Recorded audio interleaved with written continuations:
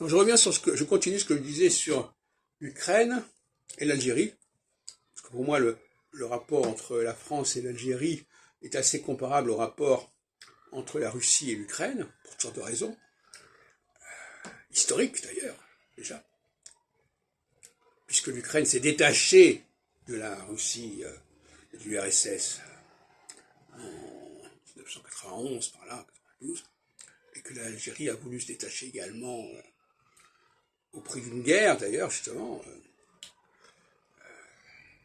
la guerre d'Algérie, comme on dit. Et il faut bien comprendre qu'en 61, on est en phase solsticiale. Mais les phases solsticiales ne sont pas éternelles. Ce qui veut dire qu'on passe assez facilement d'une année sur l'autre vers une autre phase. En 64, par exemple, Saturne est en phase équinoxiale. Donc, en 61, 62, il est en phase solsticiale, en 64, il est en phase équinoxiale. De la même façon, aujourd'hui, on est encore en phase solsticiale, mais dans le courant de l'année prochaine, on sera en phase équinoxiale. Donc il faut être extrêmement précis, on ne peut pas se contenter de généralité sur les chiffres, 60 ans, etc. Ça ne veut rien dire. Il faut regarder exactement où se situent les planètes, si elles se situent à un moment où elles passent sur un axe équinoxial ou sur un axe solsticial, c'est pas du tout la même chose. Mais ça veut dire aussi que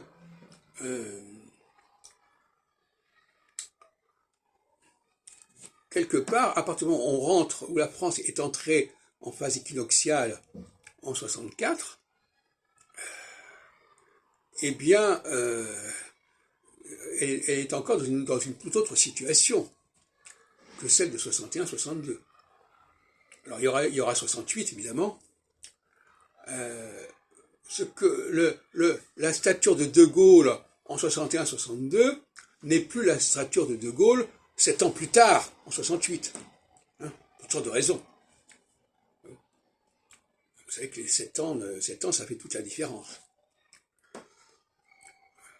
Mais j'aurais terminé sur ce point, à savoir que, effectivement, un référendum, ça photographie une situation à un moment donné, et c'est censé avoir des effets définitifs, alors qu'en réalité, aucun processus n'est définitif. Et ça, les gens aujourd'hui ne veulent pas le comprendre. Ils ne veulent pas comprendre qu'une élection n'a de valeur que ponctuellement, qu'un référendum n'a de valeur que ponctuellement. Et il y a quelqu'un qui ne veut pas comprendre ça, c'est Michel Onfray. Il dit, ah oui, mais ça a été décidé comme ça, et c'est une fois pour toutes, dit-il. C'est une conception un peu infantile de la démocratie, qui est complètement coupée du processus cyclique, ou qui exactement, elle aborde des processus cycliques complètement artificiels.